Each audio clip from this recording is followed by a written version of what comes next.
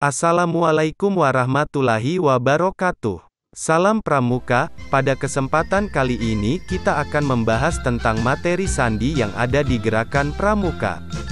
Sebelum lanjut ke videonya, jangan lupa subscribe, like, komen jika ada yang ingin kamu sampaikan dan jika video ini bermanfaat silahkan share kepada rekan-rekan semuanya. Komunikasi merupakan hal yang sangat penting dalam kehidupan sehari-hari. Komunikasi dalam kehidupan dapat dilakukan secara langsung maupun tidak langsung, rahasia maupun tidak rahasia, dan tertulis maupun tidak tertulis. Hal ini juga berlaku di dunia kepramukaan.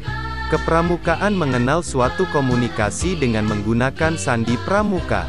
Sandi di dalam dunia kepramukaan sudah digunakan sebagai media pembelajaran bagi seluruh anggota pramuka dari golongan siaga, penggalang, penegak, maupun pandega. Pemakaian sandi di dalam pramuka harus disesuaikan dengan tingkatan ilmu yang dimiliki oleh masing-masing pramuka. Hal ini dilakukan agar penggunaan sandi dapat diterima dan dimengerti oleh masing-masing anggota pramuka. 1. Pengertian. Secara istilah, sandi berasal dari bahasa Sanskerta yang memiliki arti rahasia atau menyembunyikan. Sedangkan dalam Kamus Besar Bahasa Indonesia, KBBI, sandi memiliki arti rahasia atau kode. Jadi, sandi pramuka adalah suatu kode rahasia di mana kerahasiaannya hanya diketahui oleh sekelompok orang saja. 2. Sejarah sandi. Munculnya sandi berawal dari para pahlawan pada zaman dahulu yang sering melakukan perjalanan dengan berkelana dan berpindah-pindah tempat. Mereka harus menggunakan suatu bentuk komunikasi rahasia agar tidak diketahui oleh lawan. Mereka kemudian menciptakan sandi untuk mengelabui musuh-musuhnya. Pada tahun 3000 sebelum Masehi, di kerajaan Babilonia ditemukan tulisan cuneiform. Tulisan cuneiform adalah salah satu tulisan kuno berbentuk paku yang dituliskan di atas tanah liat.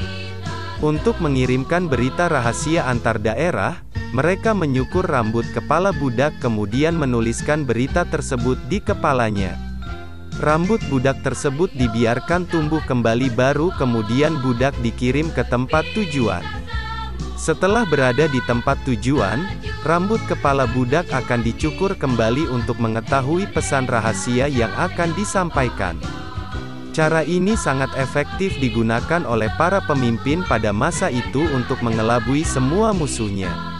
Sedangkan Julius Caesar mengirimkan berita rahasianya dengan menggunakan sandi loncat. Sandi loncat dibuat dengan menuliskan huruf alfabet dalam satu garis kemudian memilih suatu angka rahasia misalnya adalah 3.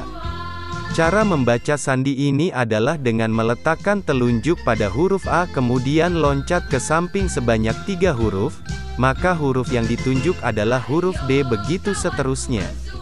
Pada masa sekarang ini komunikasi sangat luas sehingga sangat dibutuhkan suatu kerahasiaan dalam bidang-bidang tertentu, baik di dinas maupun di dunia militer. Sandi juga digunakan oleh pramuka dalam bentuk sandi pramuka sebagai suatu media pembelajaran bagi anggota pramuka. 3. Manfaat sandi. A. Komunikasi antar anggota regu.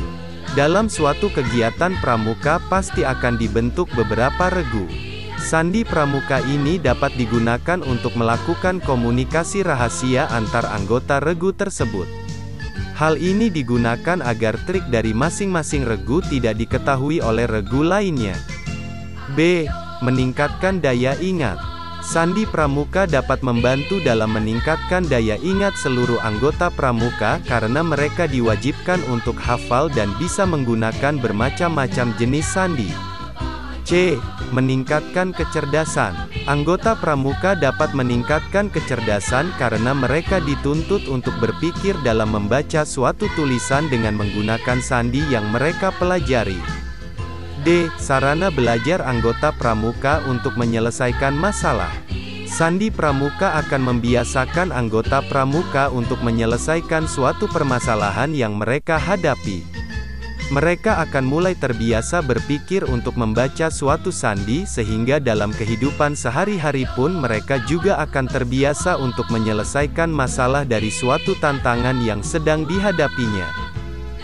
Sarana permainan dalam kepramukaan. Sandi pramuka biasa digunakan sebagai permainan dalam kegiatan kepramukaan. Biasanya sandi ini digunakan sebagai pelengkap pada kegiatan hiking, outbound atau white games. Di sini mereka akan diberi tantangan dengan menggunakan sandi pramuka sebagai petunjuk dalam melakukan perjalanan berikutnya. Demikian penjelasan tentang sejarah sandi di dunia kepramukaan. Semoga kita bisa lebih memahami lagi tentang kepramukaan.